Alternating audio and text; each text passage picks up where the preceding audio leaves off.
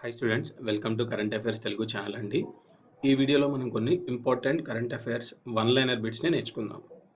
2017 సంవత్సరానికి గాను global teacher పురస్కారాన్ని అందుకున్న మ్యాగీ మెక్డొనాల్డ్ ఏ దేశానికి చెందిన వ్యక్తి?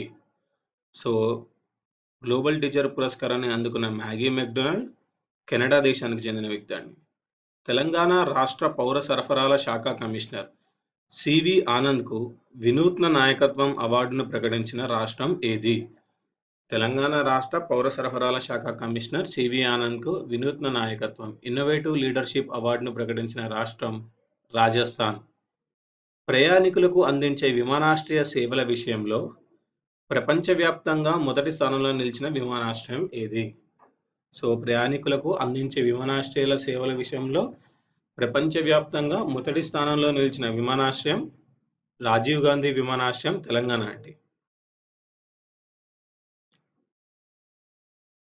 నెక్స్ట్, సామాజిక సేవా రంగంలో మహిళా ప్రముఖులు అత్యంత ప్రతిష్టాత్మకంగా భావించే విమెన్ ఐకాన్ పురస్కారాలు ఏ దేశంలో ప్రదానం చేశారు? సామాజిక సేవా రంగంలో మహిళా ప్రముఖులు అత్యంత ప్రతిష్టాత్మకంగా భావించే విమెన్ ఐకాన్ పురస్కారాలు సింగపూర్లో ప్రదానం చేశారు. భారతీ ఎయిర్టెల్ కొనుగోలు చేయబోతున్న ప్రముఖ టెలికాం సంస్థ టెలినార్ ఏ దేశానికి చెందిన వ్యవస్థ? సో టెలినార్ వచ్చేసి నార్వే దేశానికి చెందిందండి. ఇది స్కైట్రాక్స్ వరల్డ్ ఎయిర్పోర్ట్ అవార్డ్స్ జాబితాలో ప్రపంచంలో అత్యుత్తమ విమానాశ్రయాల జాబితా 2017లో మొదటి స్థానం పొందింది ఏది? చాంగి విమానాశ్రయం, సింగపూర్. స్కైట్రాక్ వరల్డ్ ఎయిర్పోర్ట్ అవార్డ్ జాబితాలో ప్రపంచంలో అత్యుత్తమ విమానాశ్రయాల జాబితాలో మొదటి స్థానం పొందింది చాంగి విమానాశ్రయం.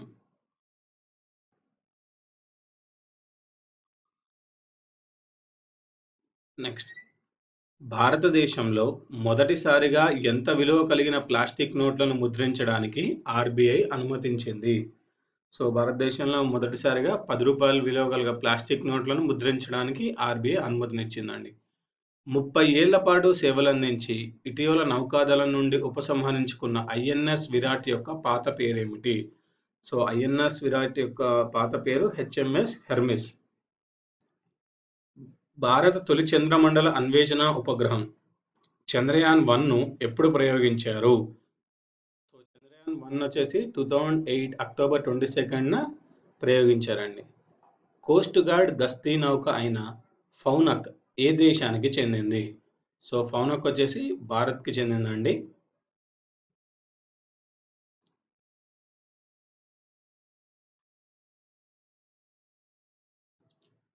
రెండు 2017 సంవత్సరంలో జరిగిన రాష్ట్రాల ఎన్నికల్లో బీజేపీ ప్రభుత్వం ఏ రాష్ట్రాల్లో హంగ్ ప్రభుత్వాన్ని ఏర్పాటు చేసింది? 2017 సంవత్సరంలో జరిగిన రాష్ట్రాల ఎన్నికల్లో బీజేపీ ప్రభుత్వం ఏ రాష్ట్రాల్లో హంగ్ ప్రభుత్వం ఏర్పాటు చేసింది? మణిపూర్, గోవా. ప్రపంచంలోని దేశాలలో చట్టసభల్లో మహిళా ప్రాతినిధ్యం ఎక్కువ ఉన్న మొదటి 3 దేశాలు ఏవి? ప్రపంచంలోని దేశాల్లో చట్టసభల్లో మహిళా ప్రాతినిధ్యం ఎక్కువ ఉన్న మొదటి 3 దేశాలు రువాండా, బొలీవియా, క్యూబా. 2016-17 ఆర్థిక సర్వే ప్రకారం సార్వత్రిక కనీస ఆదాయంను ప్రతి వ్యక్తికి ఏడాదికి ఎన్ని రూపాయలుగా పేర్కొన్నారు?